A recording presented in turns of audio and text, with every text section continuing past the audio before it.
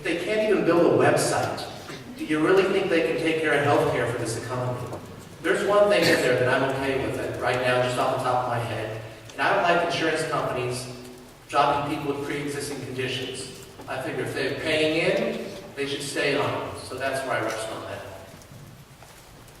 Thank you, David. Matt Whitaker. Thank you. First of all, it's a $1 trillion tax on our economy. And right now, we have a lot of people struggling to find good jobs and a lot of folks that are under a lot of pressure economically because of the uncertainty in our economy, because of the implementation of Obamacare. We see employers moving employees from 40-hour full-time work to below the 30-hour part-time work that's required by Obamacare. And we see companies that want to grow, keeping their workforce at 50 or below so that Obamacare won't apply to them. Obamacare is the wrong policy for what ails America. And there are some ideas that are good that we should implement instead. And it goes along with the American tradition I talked about in my opening. And that is things like free market and competition. And some of the ideas would be allow individuals to purchase health insurance with pre-tax dollars. It would be the ability of insurance companies to sell health insurance across state lines. That would increase competition. It would provide variety so that individuals can make the choice as to what type of insurance they want to have instead of being told by the federal government the type of insurance coverage they should have, and having politicians legislate the types of insurance coverage that employers need to provide. We need to expand health savings accounts instead of reducing health savings accounts. That's another place where I would like to see the federal government get out of the way and let people in their younger years, when they have less health costs, and save money so they can spend it when they might need more health care. And then finally, I would, as a small business owner myself, I'd like to see small businesses allowed to combine their resources and purchase health insurance as a group instead of having to buy it as individual employers. So those are some solutions to really an Obamacare law that needs to be repealed and replaced. Thank you, Matt. Scott Shaver. Thank you very much. You're asking what I think is wrong with Obamacare, correct? And also, is there anything in that law that's worth saving? Yes. My biggest problem with Obamacare is we're a country that's founded on free market principles. Our health care is 1/6 of our economy, 17% of our GDP. I want you to imagine, if you will, 150 years ago, a couple dudes walking up to Congress, parking their little horses out front, walking up the steps and saying, "Senators, representatives, we've got ourselves a great product here. We're having a problem selling our product, but we need your help. Our product is so great, we think everybody wants our product. Our product will help everybody, but we're having problems selling it. So what we need you to do, because some people can't afford it, and some people can't qualify for our product, if you know any employers out there that have more than 50 employees, we need you to pass a law that says, why don't you go ahead and make them buy that for their employee. And if you know anybody that doesn't work for somebody like that, just tell them, hey, it's down the one. You have to buy our product." 150 years ago, those people would have been drug out of D.C. behind a horse. However, that's just what happened. The implementation of this law is also something I have a problem with. So this thing is so pressing that our federal government has to get involved with it. The fact that it takes 4 years to implement it, and then on day one, it's a train wreck, we need to start over. I do appreciate the things that Matt mentioned, selling insurance across state line. Those are things that we can definitely start off once we scrap this plan and start over.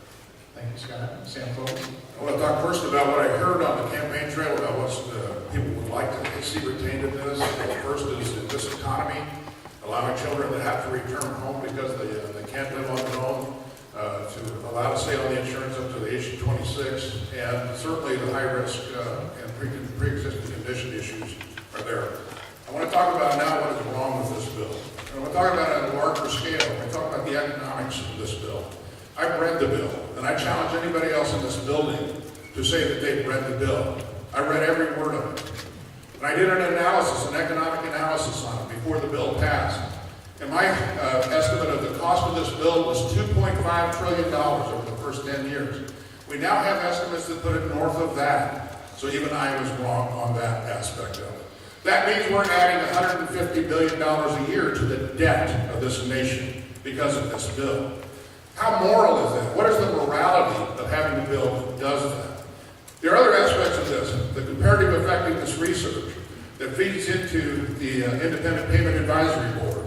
Essentially a bureaucratic apparatus, 15 people not elected by anyone, who will decide and judge on what health care you will get at some point in your life.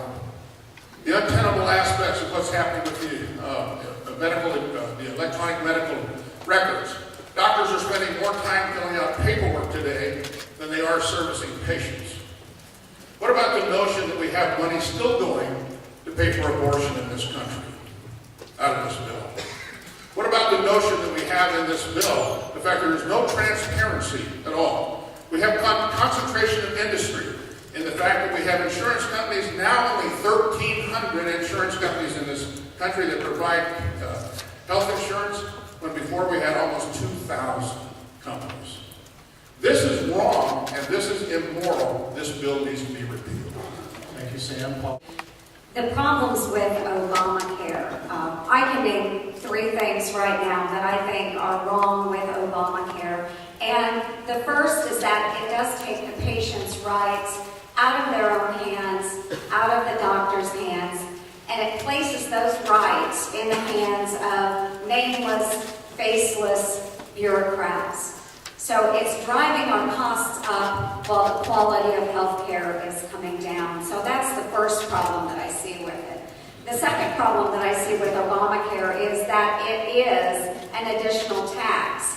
It's $1.2 trillion of new taxes over the next decade that will be facing our families, our children, and future generations over the next decade. $1.2 trillion of new taxes.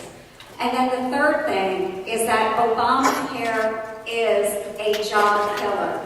It is a job killer, and we've seen examples of that here in Iowa. In Sioux City, Blue Cross Blue Shield closed an office of 106 employees.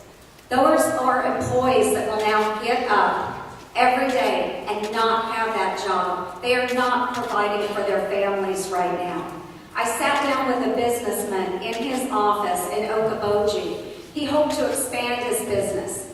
Now he is not able to expand because of the implications of Obamacare. He's letting go of his full-time employees and he's hiring part-time employees. Obamacare is a job killer. But let me tell you, I am the only one here on this stage that has stood up against Obamacare. I voted no on the Medicaid expansion that the Senate Democrats proposed, and I stood against the federal exchanges here in the state of Iowa. I want to continue that fight in Washington, D.C. Thank you, Joni. Candidates, we're going to stay on topic.